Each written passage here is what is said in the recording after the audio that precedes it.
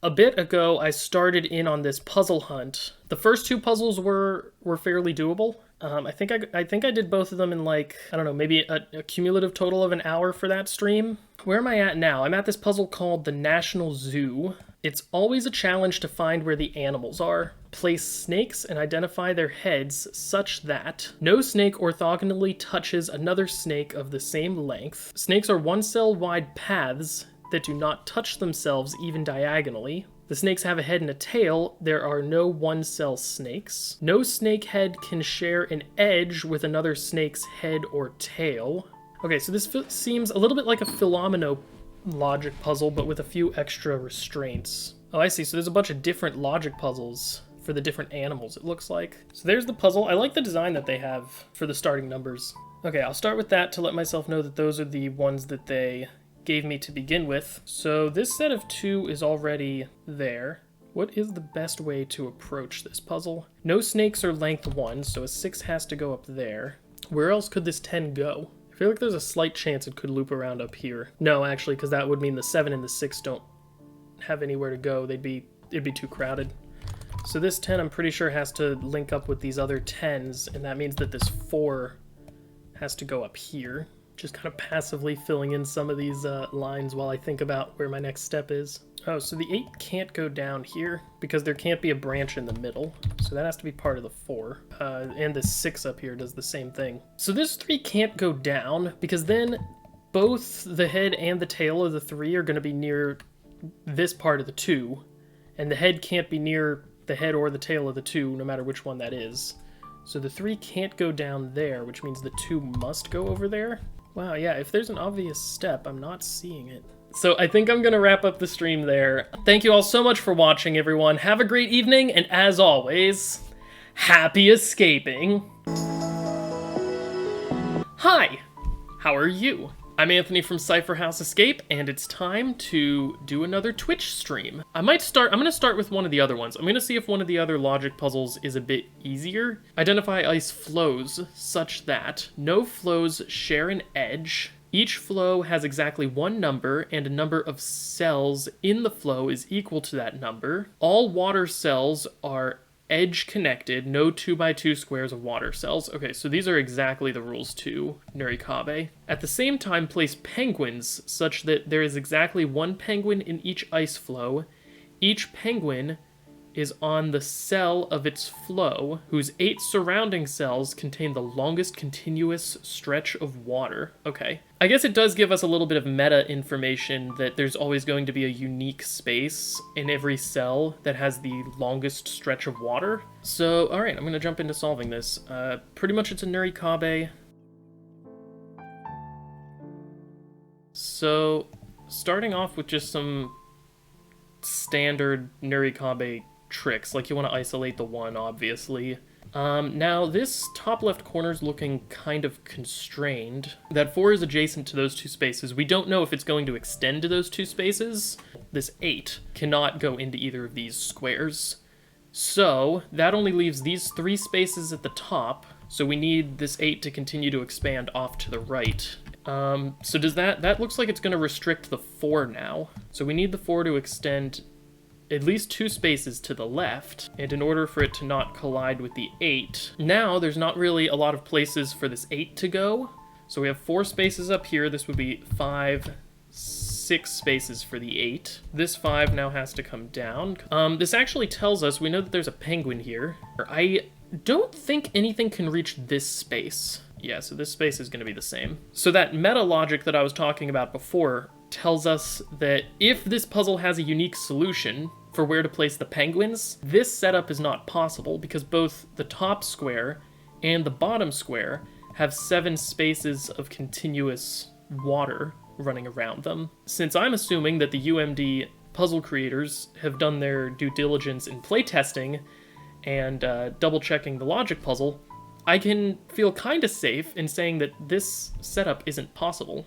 So that means that the 6 doesn't reach down to this space, and nothing else is long enough to reach to this space. Oh, Citizen Raw makes a good point. Even if I wasn't using meta logic, that setup that I had before would have, like, this entire section up here filled with water, and so that would be 2 full anyway. So we know that this 6 has to break up this 4x4 as well as, or sorry, that 2x2, as well as this 2x2 down here. So yeah, I'm pretty sure the only way to orient this 6 is in a column that spans that 2x2 section at the top and the 2x2 section at the bottom. And now again, if I'm using meta logic, I want there to be a unique place to put a penguin, so that tells me that this 3 probably reaches over here, thus breaking up this continuous section of water around the top. I think I'm gonna use the meta logic.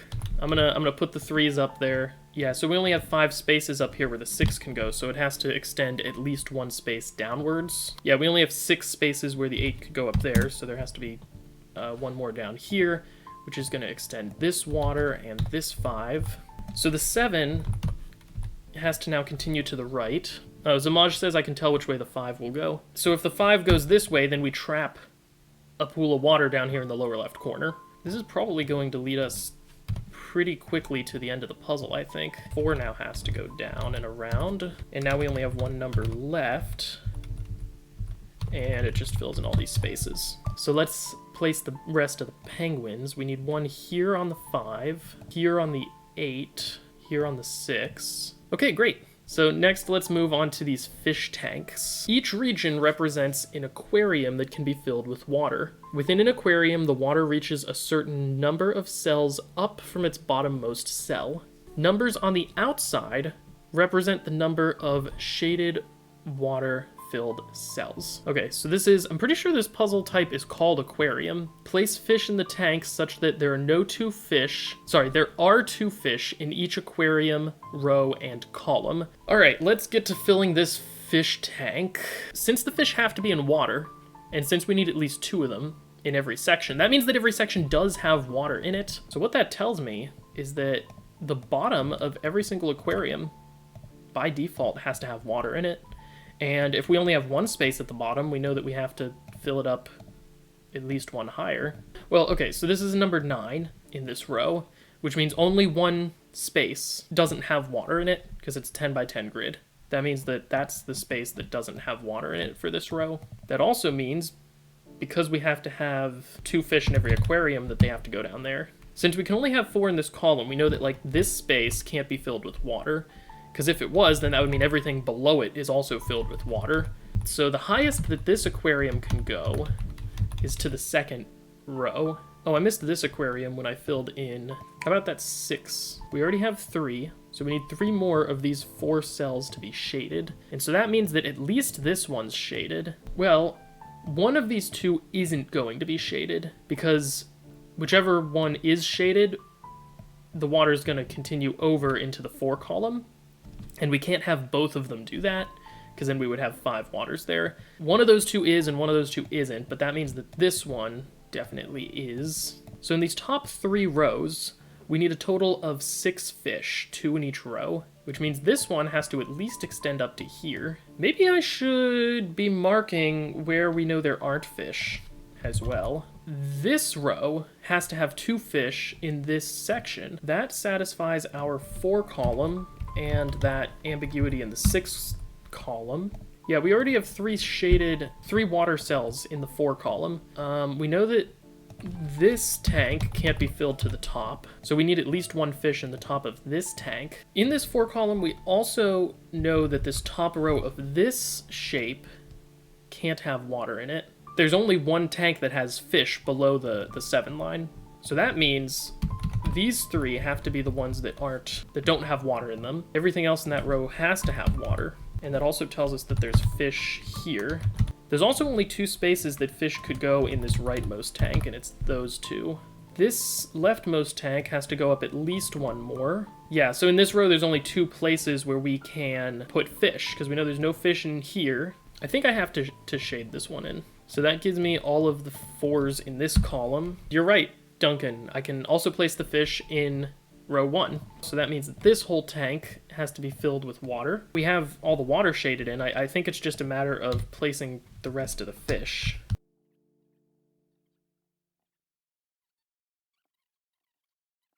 Okay, I think we've placed all our fish. I think we've finished this puzzle. It's 2 puzzles down. The next puzzle is the Bat Cave. What kind of puzzle is this? Shade some cells to leave behind an unshaded cave. Okay, so it's a cave puzzle probably. The cave is edge connected. All shaded regions are edge connected to the boundary. The number indicates the cells visible from there, horizontally, vertically, including itself. Alright, so how do we place the bats? Each cell in the cave can be seen by at least one bat. So this is kind of like a lighthouse puzzle. There's probably a lot of places that I can start, but the first one that I'm seeing is the checkerboard pattern, so I'm going to briefly explain what that means.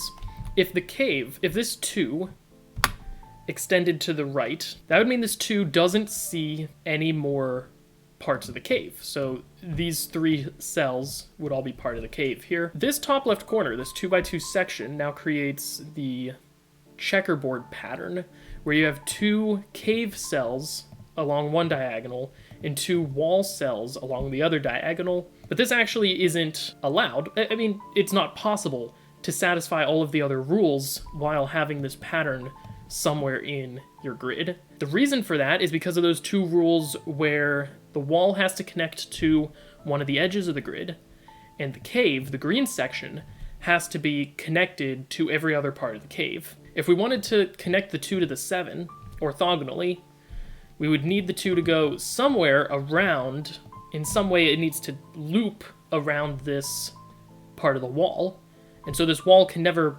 reach any of the other edges of the grid. That's a trick that I've learned about for this kind of puzzle. We know that the 10 can't go more than 3 spaces to the left. So that means that the rest of the spaces that the 10 sees have to be within its column. So that's 4. We need 5, 6, 7, 8, 9, 10. All of these have to be part of the cave. Can we do something similar with this 10? We know that there can't be more than 4 in its row because of this 4 here. So that means there have to be 6 in the column.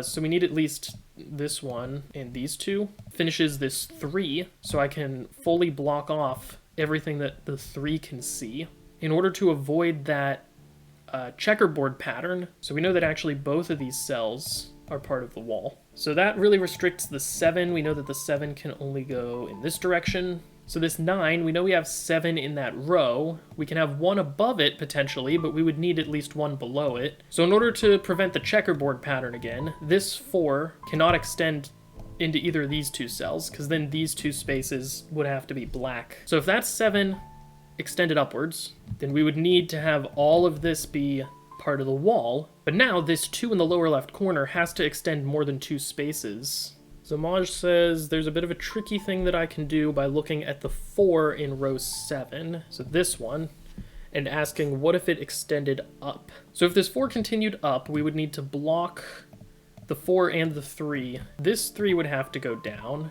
This 5 has to continue across. The 6 has to continue up there, which blocks in this 3. So this 4 can't go to the right or the left because then it would see too many. It has to go up there. This 10 now has to go like this. No worries, Zamaj. I feel like this is probably the correct solution. We're really close at least. Cave can only escape by coming up here. Yeah, and I think this is going to finish the puzzle for us. Okay, so let's place the bats now. Okay, so we know we need a bat here, so I'm gonna color things yellow that a bat is already seeing. We need a bat here to see the 3. We need a bat up here to see the 2. We need a bat up here and here in order to see everything in this section. Unfortunately, there's a lot of numbers here, so this is actually pretty easy to place in where all the bats are gonna go. So we finished the bat cave puzzle. Before I switch back to looking at that snake pit puzzle, I think I'm going to try looking at the extraction. Maybe we'll get lucky and be able to solve it without solving the last puzzle. So this is all we have for the extraction. Snake plus penguin, fish plus bat. I'm guessing we just need to find, for example, where we have a fish and a bat in the same space, and then look at those letters. Okay, so it looks like we have a common space here in the 4th row. I'm gonna change these to green. Is it really only that one space? Maybe it's not just the spaces they have in common. You know, maybe it's all of the spaces. So maybe I should color like all of the fish green and add in the bat spaces. T-A-H-U? That does not look promising. So does this spell anything? Doesn't really look like it spells anything. Have I done it correctly and I just can't interpret it yet because I haven't done the other two? Or did I mess something up in one of the two logic puzzles? Maybe I don't combine them. Like, what if I just, let me separate here. Let me separate the bat spaces from the fish spaces. Plus, maybe plus means something else. So the fish spell the creature bears pups. And then the bat spaces are A-U-T, ought, eats Dory. Citizen Ross says, in the top row, the green A is not in the same square as the bat O. That should be one over, which is a B. So that gives us the word but. Creature that bears pups but eats Dory. Okay, I think I know what that's hinting at then. Mononoko says shark. I agree. I think it's shark. Which probably isn't the final answer to this puzzle, because we still have two other logic puzzles to use. I know that I can at least extract the penguin's phrase. So this spells Caesar 4. Either the snake puzzle gives us a random collection of letters, and then we have to Caesar shift that 4, or the snake puzzle is telling us that we have to Caesar shift something else 4. I could see it being a lot of different things. I'm just gonna go take a look at the snake puzzle again, see if I can make any progress on that. So with these length 7 snakes, if we said that they didn't connect here, do we have enough room to place this other 7 snake? I don't think we do. So I think this 7 has to continue here and be part of this group. Can I do the same thing up here with this 7? Like, what if this 7 did not connect to the other 7? So I'm pretty sure, unless I've made a mistake somewhere, that 7 has to connect down to that other 7. So let's say it went here. We have 2 spaces here, and one of them could be an extension of this 9, but then we'd be left with one isolated space by itself. So that means this would have to be a separate snake of length 2, but that means that this side of the 2 is near either the head or the tail of that 7, and this side of the 2 is near the head or the tail of this 9, and the head, no matter where we put the head on this 2 snake, it can't be near any end of another snake. And I'm saying that the 7 has to go there. That means this 9 officially starts down here. Okay, Nick says that using similar snake logic, he thinks the 3 in the lower left has to go up. You know, yeah, you're right, because if the 3 went to the left here, this end of the 3 is near this end of the 2, so that can't be the head. But we now have an isolated space here, which is going to have to be part of some other snake that continues off in this direction. So I think you're right. The 3 has to go there. Do I get into trouble if I extend this 4 to the left? So we'd have to do that, but that isolates this space. So I think extending the 4 to the left is a bad idea. I'm going to get rid of the shaded part, and I'm now just going to use yellow to highlight the heads of the snakes. Yeah, actually, so like this 3, we know that this space doesn't have a head or a tail in it, so whatever goes through here has to continue through like that. We don't know what that number is yet, but it has to continue through. Same with this one, actually. So this has to be part of the 6. And Zamaj says those 8s have to connect because the upper 8 would block the 7 if it went up. I agree that this 8 has to connect to this 8 somehow. I think this has to be part of the 7. So I don't think this 8 can continue to the right, which means it has to continue down. I think I'm going to start trying to make some educated guesses and see if it either leads me to a solution or a contradiction. So let's say the 10 extends here.